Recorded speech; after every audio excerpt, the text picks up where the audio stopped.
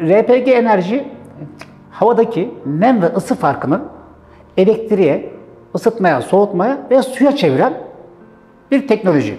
Gizli ısı yepyeni bir enerji teknolojisi. Kökünde, temelinde de yatan şey aslında doğa. Hasan Bey doğayı kopyalayan yeni bir enerji türü buldu. Bu Türkiye'nin dünyaya hediye ettiği bir enerji kaynağı. Bu kadar net. Dünyayı değiştiren proje dedik.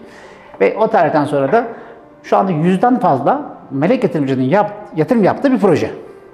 Toplamda 100 milyon TL kadar yatırım oldu. Mars'ta hayat kurmak istiyorlarsa bizim makinelerden kurmak zorundalar. Oradaki topraktaki buzu alıp havaya atan sistemler lazım.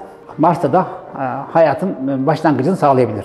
Herkes kendi evinde su üretse, böylece ve enerji üretse. Şimdi düşünün, RPG makineleri var. Havadaki nem ısıdan, atık ısıdan elektrik üretiyor. Balkona birkaç makine koydunuz. 5 tane makine koydunuz. Bunlar birer ikişer kilowatt üretiyor. Üstüne bir sırada RPG su sistemini koydunuz. 5 tane de. Onlar da günde 10 litre üretiyor. Yani günde 50 litreye kadar çıkabilir mesela. Böylece evde hem elektriğinizi üretiyorsunuz, hem ısıtma soğutma yapıyorsunuz, hem de su üretiyorsunuz evde. Düşünün, evde elektriğiniz var. Suyunuz da var. Evlerde o zaman yatay ve dikey tarım. Yatay ve dikey tarımın 2 tane girdisi var. Maliyet, su ve elektrik. Ben kendi evimde elektriğimi, suyumu üretiyorsam yatay ve dikey tarım başka bir yere gidecek demektir. TR Angels melek yatırım şirketini kurduk. Ve İTÜ Teknokent'te, İTÜ Magnet'te hem yerimiz oldu. Yaklaşık 7-8 yıldır da binlerce proje dinledik. Ve bu projelerin içinden de dünyayı değiştirecek projeler ve ekipler aradık. Biz aslında buna geleceğe yatırım diyoruz. Çünkü geleceğin teknolojilerinin peşindeyiz. Bugün tabii esas hani RPG enerji, Renewable Energy Power Generation kısaltılması, RPG enerji. Şu anda sahip olduğu patentlerle 65'ten fazla patent başvurumuz var. Hasan Bey bu konunun uzmanı. Patentlerimiz dünya çapında tescillenmesi 6 sene sürdü. 2022'nin Mart ayından beri, yani son 1 yıldır RPG enerji ürünlerini satmaya başladık. Core teknoloji, yani çekirdek teknoloji, havadaki nem ve ısı farkını elektriğe, ısıtmaya, soğutmaya ve suya çeviren bir teknoloji. Yani havada etrafımızdaki gece gündüz farkından oluşan bu nem ve ısı farkı aslında dünyanın güneş etrafında dönmesinden dolayı. Güneş çıkınca hava ısınıyor, artı 20 derece, gece soğuyor. Şimdi bunun adı aslında gizli ısıymış. Yani bu çok bilinen bir ısı kaynağı değil. Gizli ısı teknolojisini elektriğe çevirmek için dünyada çok araştırma var. Yani Amerikalısı, İsrail'i, Alman'ı, Çin'i, Japon'u çalışıyor bunu yıllardır. Farklı versiyonlar icat etmeye çalışıyorlar ama miliwattlar çok düşük. Yani herhangi bir görünen bir şey hareket edecek kadar enerji değil. Ama Hasan Bey, yani bu işin kurucusu Hasan Ayatürk, bir bilim adamı. Şu anda 160'tan fazla patent başvurusu olan birisi demek. 65 tanesi RPG'de şu anda. Daha önce başka şirketlerde gene benzer konularda patent geliştiren birisi. Ve 2016 yılında biz tanışıyoruz. Böylece Melek Ağa ile Hasan Bey. Hasan Bey hem TÜBİTAK Big Bang'i kazanan, hem İTÜ Teknokent'teki Big Bang yarışmasında gene ilk 3'e giren bir girişimci olarak açıkçası çok beğendik. Dünyayı değiştiren proje dedik. Ve o tarihten sonra da şu anda 100'den fazla melek yatırımcının yatırım yaptığı bir proje. Toplamda 100 milyon TL kadar yatırım oldu. Gizli ısı yepyeni bir enerji teknolojisi. Kökünde, temelinde de yatan şey aslında doğa. Hasan Bey doğayı kopyalayan yeni bir enerji türü buldu. Bu Türkiye'nin dünyaya hediye ettiği bir enerji kaynağı. Bu kadar net. Ve temeli de havadaki nem ısı farkının temeli aslında ozmoz ve buharlaşma. Ağaçların yaptığı ozmoz, herkesin bildiği ve ağaçlardan, yapraklarından buharlaşan su buharı gibi düşünün. Temel burası. Ağaçların topraktan suyu çekmesi ozmoz, birinci hareket. Yapraklarından da güneş yüzünden kuruyunca da buharlaşması ikinci hareket. Böylece ağaç suyu çekip dışarı atıyor. Aslında dünyaya uzaktan bakarsanız, dünya etrafındaki buhar aslında ağaçlar sayesinde oluyor. Aslında hayatın başlama sebebi ağaçlar. Ağaçlar aslında motor. Ama hareketsiz motor. Yani pompa, düşünün şimdi bu hareket bir pompa hareketi. Ama biz ağacın bir hareketini görmüyoruz. Ama uzaktan bakarsanız bütün hayatın kaynağı, başlangıcı aslında ağaçlar. O yüzden Mars'ta hayat kurmak istiyorlarsa bizim makinelerden kurmak zorundalar. Oradaki topraktaki buzu alıp havaya atan sistemler lazım. Eğer normal doğal ağaç bulunmuyorsa aslında RPG sistemi Elon Musk'a lazım. Onu söyleyeyim burada. Böyle bir iddiamız da var. Yani sonuçta bu teknoloji uzayda da kullanılan bir teknoloji olacak ileride. Ki şu anda çok büyük bir araba firmasıyla bu çalışmalarımız başladı. Arabanın radyatör suyunu soğutur ya araba, dışarı atar. Radyatör yerine bir tane küçük aparatla RPG elektriğe çevirebiliyor o ısıyı. Bizim makine çok küçük bir aparat. Biz arabada da elektrik üretebiliyoruz. Dünyada elektrikli arabalarla ilgili bir korku var. Çok enteresan bir korku. Range anxiety diyorlar. Yani mesafe stresi. Elektrikli araba aldım, yolda kalırsam. RPG bunu çözebilecek en önemli teknolojilerden bir tanesi. O yüzden RPG araç çözümleri. Uçan, yüzden tekerlekli diyoruz. Ne demek uçan? Helikopterin arkasından da atıkısı var. Tank veya askeri araçlarda da var. Veya kamyon, traktör, otobüslerde müthiş atıkısı var. Egzozlardan, motorlardan çıkan. Veya otomobillerdeki veya tekne, gemi. Gemilerin kazan dairesini düşünün. İnanılmaz bir atıkısı var ve genelde onu suya verirler soğutmak için. Biz aslında o soğutan parça biz olduğumuz zaman, RPG olduğu zaman biz teknede de, helikopterde de, gemide de, arabada da elektrik üretebiliyoruz. Ve bunlar hazır bu arada. Yani Ar-Ge seviyesi, Ür-Ge seviyesi bitmiş ürünler. En fazla bu senenin sonuna kadar bu ürünler ticarileşmiş olacak araç tarafında da. Şimdi örnek verelim. Normal bir karbon yakan araba, yani benzin yakan, dizel yakan bir arabada radyatör ısısından biz saatte 1,5 kWh elektrik üretebiliriz. Mesela 10 saat giderse 10-15 kWh demek. 10-15 kWh normal bir örnek verelim. Otomobilin bataryası 47 kWh saat tutar. Yani 300-400 km giderse 150 km biz geri kazandırabiliriz. Bu sadece atık ısısından. Ama bir de yolda giderken nem ve ısı değişikliği oluyor.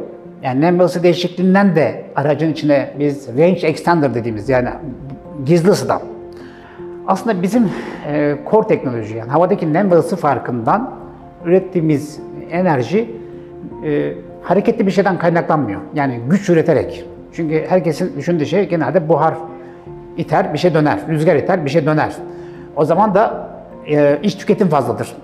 Ama bizim core teknoloji açıkçası bu ozmoz ve difüzyon temelli hareketten geliyor. Burada da hareket yok. Aslında kimyasal bir süreç oluyor. Yani bizim makineyi aküye benzetebilirsiniz.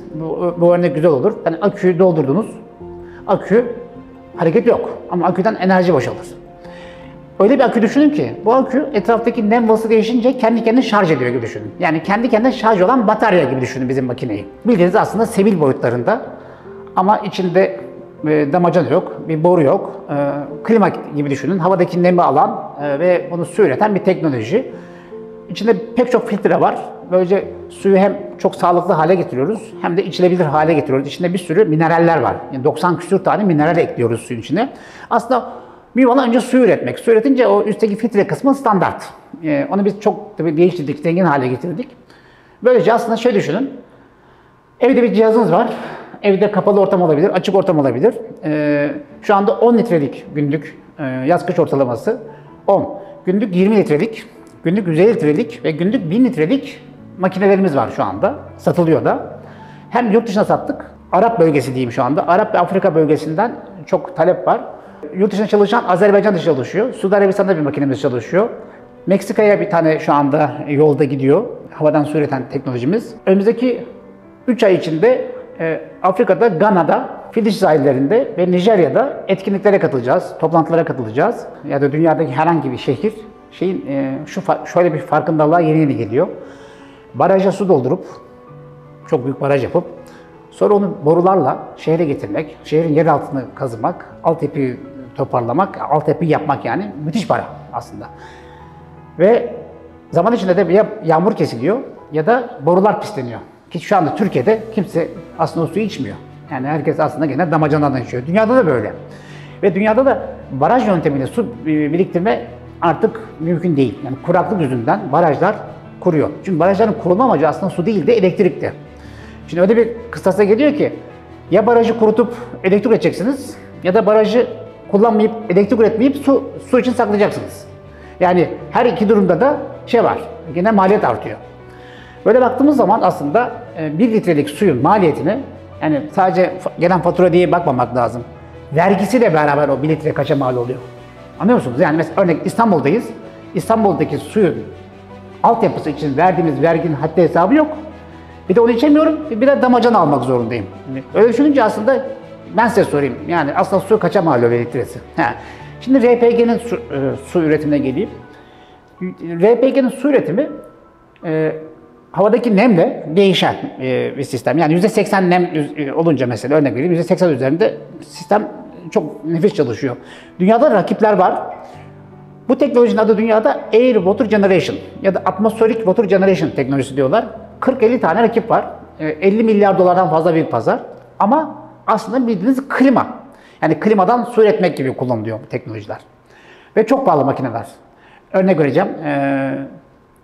10 litrelik, günde 10 litrelik bir su üreten rakip firmalar. Amazon'da var. Herkes girip bakabilir. Minimum fiyat 2500 dolar. Yani 60-70 bin liradan fazla. Günde 10 litre ortalama su üretmek için. Esas handikapları çok fazla elektrik tüketmeleri. Çünkü klima teknolojisini kullanıyorlar. Ve büyük ve sesli. Yani ses çıkarıyor lambur lumbur, ses çıkaran makineler. Bizim teknolojimiz ağaç yani örneğinden çıktığı için aslında bizim makinemiz çok az elektrik harcıyor. Örnek vereceğim, biz litre başına 160 watt harcıyoruz. Rakiplerin minimum harcadığı watt 500 watt ve üzeri. Yani 3 katından fazla neredeyse. Fazla elektrik harcıyorlar. Ve %40 nemin altında çalışmıyorlar. Yani hava diyelim ki %40 olunca kuru sayılıyor neredeyse.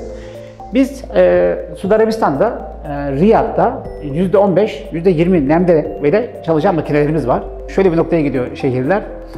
Herkes kendi evinde su üretse, böylece ve enerji üretse. Şimdi düşünün, RPG makineleri var. Havadaki nem ısıdan, atık ısıdan elektrik üretiyor. Balkona birkaç makine koydunuz. Biz 5 tane makine koydunuz. Bunlar birer ikişer kilowatt üretiyor. Üstüne bir sırada RPG su sistemini koydunuz. 5 tane de. Onlar da günde 10 litre üretiyor. Yani günde 50 litreye kadar çıkabilir mesela. Böylece evde hem elektriğinizi üretiyorsunuz, hem ısıtma soğutma yapıyorsunuz, hem de su üretiyorsunuz evde.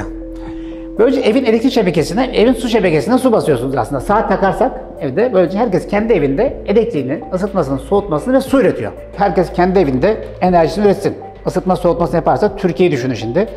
Biz o zaman yurt dışından çok fazla gaz ya da yakıt almamıza gerek yok. Isıtma soğutma için, en azından elektrik için. Su üretimini yapabiliyorsak evde, o zaman mahalli şebekelerle bu sistemi besleyebiliriz. Akıllı mikro şebekeler olayı şuna götürüyor. Ben bunu fatura edebilir miyim? Yani madem su üretiyoruz, bunu hani elektrik faturasını ben satabilir miyim? Suyumu satabilir miyim? Buna da şey diyorlar, türetici. Hem tüketen hem üreten. Yani türetici bir kavram var. İngilizler buna güzel bir isim bulmuş, Amerikalılar esasında. Prosumer. Hem produce eden, üreten, hem de consume eden, consumer. Yani böylece producer diyorlar bu tür yeni akımlara.